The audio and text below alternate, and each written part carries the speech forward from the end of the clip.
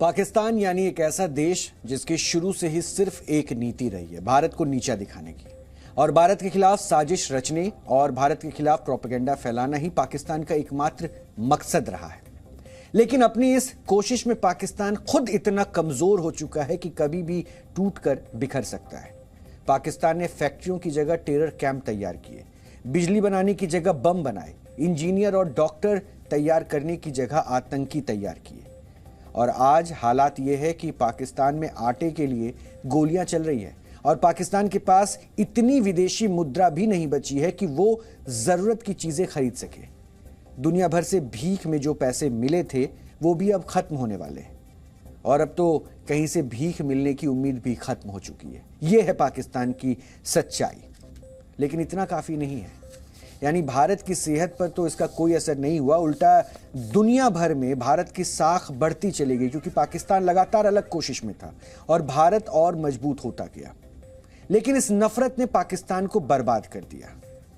और हैरानी की बात यह है कि पाकिस्तान आज भी सबक लेने को तैयार नहीं है। आज भले ही पाकिस्तान भीख और दान में मिले पैसों से अपनी जनता का पेट भर रहा हो, लेकिन भारत के खिलाफ साजिश रचने के लिए उसके पास पैसों की कोई कमी नहीं है। जी न्यूज के पास पाकिस्तान की इस बदनीयती का पक्का सबूत मौजूद है और ये वो सबूत है। और आज डीएनए में हम इसी का विश्लेषण करेंगे।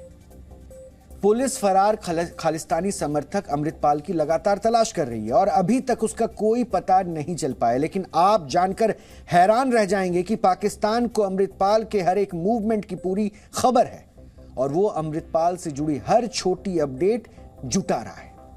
जी न्यूज के पास पाकिस्तान की इस साजिश से जुड़े जो दस्तावेज मौजूद हैं, वो आज आपको इन्हें जरूर देखना चाहिए क्योंकि ये डॉक्यूमेंट्स पाकिस्तान की पंजाब को अस्थिर करने की साजिश का कच्चा चिट्ठा है और वो डॉक्यूमेंट मेरे हाथ में है और आपकी टीवी स्क्रीन पर भी उसको हम दिखा रहे हैं। वो दिल्ली स्थित पाकिस्तानी हाई कमीशन की ये चिट्ठी है और इन्हें पाकिस्तान के विदेश मंत्रालय को भेजा गया है। खास बात यह है कि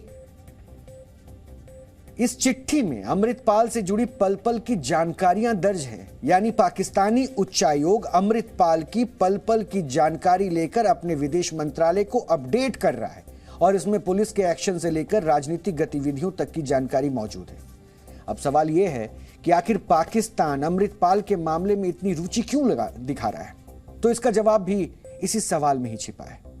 दरअसल कश्मीर में दहशतगर्दी फैलाने में नाकाम होने के बाद पाकिस्तान पंजाब को अस्थिर करने के प्लान पर काम कर रहा है और पाकिस्तान की खुफिया एजेंसी आईएसआई इसके लिए खालिस्तानी आतंकियों और समर्थकों को हथियार की तरह इस्तेमाल कर रही है। और अमृतपाल भी उसकी इसी साजिश का एक मोहरा है। पाकिस्तान अमृतपाल के जरिए पंजाब को हिंसा में झोंकने की साजिश रच रहा है।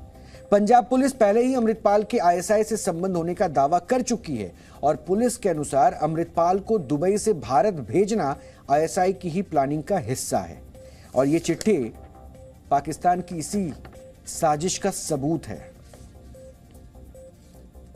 इसमें इस पूरे एपिसोड में जो जितने भी इसमें बैड एलिमेंट्स इन्वॉल्व हैं, उसमें हम आईएसआई का एंगल, उनकी फॉरेन फंडिंग, हमें सस्पिशन है कि इसमें आईएसआई का एंगल भी है, फॉरेन फंडिंग भी है, उस पर फर्दर इन्वेस्टिगेशन हमारी चल रही है। ये वही पाकिस्तान है जिसके पास इतने पैसे भी नहीं हैं कि वो अपने लोगों की जरूरतें पूरी कर सके। ये वही पाकिस्तान है जो आईएमएफ के सामने कर्ज के लिए गिड़गिड़ा रहा है। पाकिस्तान पिछले ही वर्ष बाढ़ की त्रासदी झेल चुका है और अब तक उससे उबर भी नहीं पाया है। लेकिन अपने लोगों का पेट भरना और उनकी मदद करना पाकिस्तान की प्राथमिकता नहीं है। पाकिस्तान की प्राथमिकता है भारत को नीचा दिखाना और भारत को परेशान करना। और अमृतपाल के मामले में यह बात एक बार फिर से साफ हो चुकी है।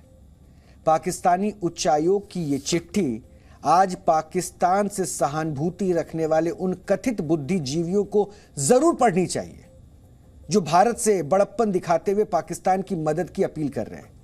यह वर्ग दलील दे रहा था कि जब भारत श्रीलंका की मदद करके उसे दिवालिया होने से बचा सकता है और जब भारत तुर्की की मदद कर सकता है तो वो पाकिस्तान की मदद क्यों नहीं कर सकता है।